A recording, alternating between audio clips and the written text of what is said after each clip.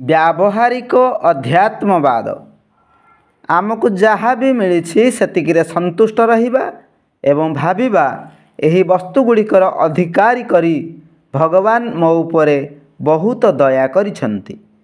आमे आमठारु उच्च परिवर्ते निम्न स्तरर लोकंकु देखिबा ताहले आमठारु कम सुविधा पाई मध्य असंख्य लोक किपरि जीवन यापन करुछन्ति ताहा सहजरे जानि परिबा।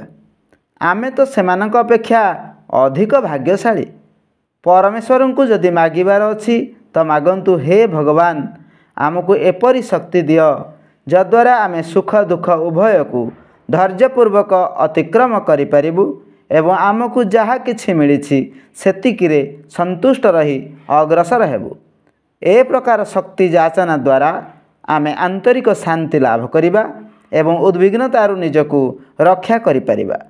जदि आमे समस्त प्रकार योग्यता हासिल करि सारिबा परे निजको अत्यंत शक्तिशाली पटु और योग्यता संपन्न हेबार अहंकार आम भितरे आसीगला तेबे पुनश्च आम भितरे गोटिए पर गोटिए दुर्गुण प्रवेश करिजिवो। आमर शक्ति क्षय होइजिवो एवं आमे अशांत हेबाकु लागिबा। एभली परिस्थिति ठारू अलगा रहिबा एवं निज मध्यरे नम्रता विकास करिबा परम आवश्यक।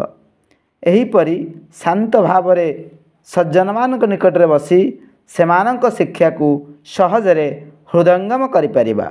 तेणु नम्रता प्राप्ति परे आमे स्वतः सुरक्षित रहिबार कला शिखिजिबा एवं निज शक्तिर संरक्षण करी ए संसार यात्रा को सानंद संपन्न करिपारिबा।